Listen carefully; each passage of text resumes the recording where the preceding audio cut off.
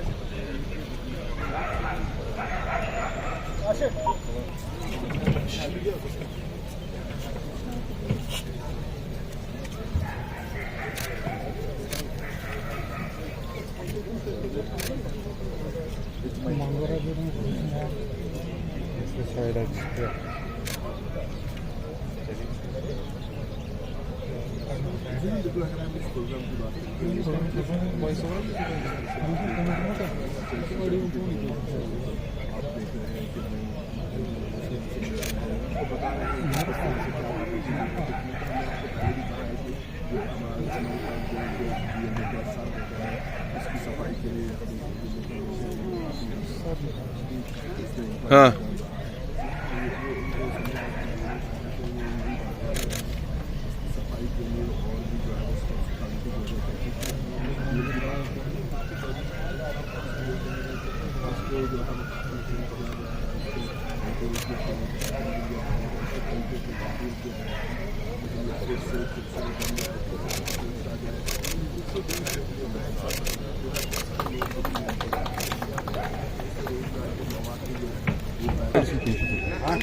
बस बस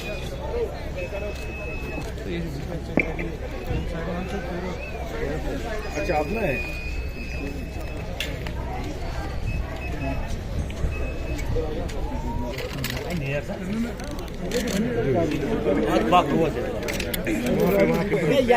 Scott University, a very warm welcome to the celebration of environment.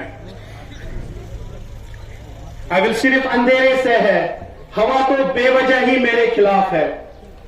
हवा से कह दो कि खुद को आजमा कर दिखा।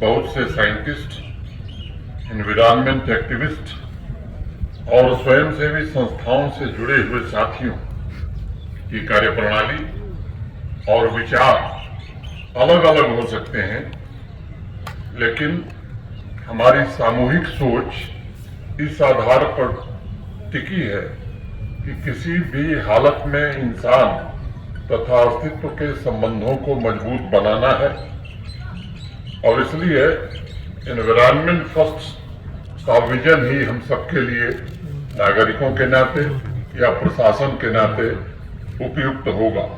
मुझे याद है 2009 में एक फिल्म आई थी जिसका नाम था अवतार।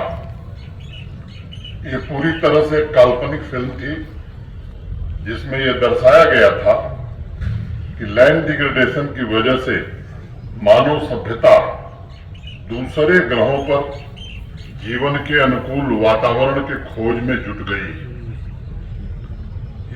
वह कल्पना उस समय एक फिल्म में की गई थी और आज ये हकीकत का रूप ले चुकी है और एक अनुमान के मुताबिक प्राकृतिक संसाधनों की हो रही क्षति की वजह से दुनिया की लगभग 3 बिलियन आबादी आने वाले भविष्य में प्रभावित होने वाली है। मुझे एक घटना का स्मरण है। 1962 में अमेरिका में एक किताब छपी थी, नाम था उसका द साइलेंट स्प्रिंग। उसकी राइटर थी रेचल कार्सन और उन्होंने वह किताब इसलिए लिखी थी कि अचानक उनके शहर में बसंत का मौसम बदल गया था और बगीचों में पक्षी घूमते हुए गाते हुए नहीं बल्कि मरे हुए पाए जाने लगे।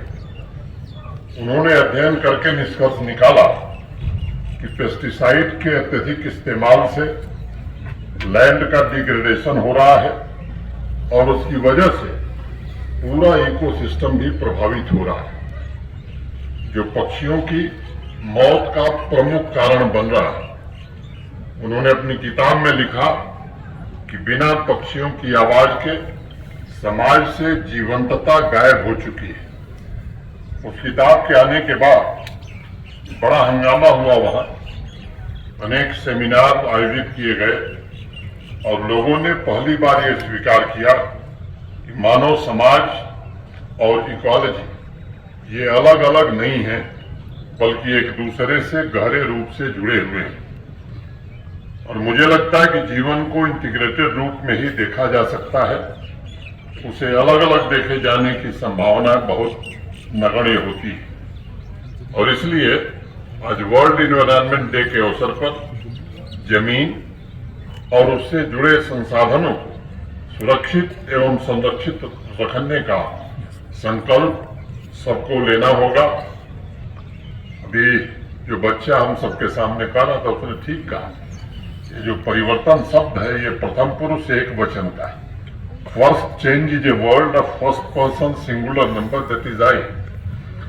और मैं सभी नागरिकों से अनुरोध करूंगा कि इस प्रयास में एक एक कड़ी जोड़कर तथा प्रकृति के हर एक तत्व को ध्यान में रखकर लैंड रेस्टोरेशन के अभियान को हमें आगे बढ़ाना है और उसमें हर एक व्यक्ति की सक्रिय भागीदारी आवश्यक है।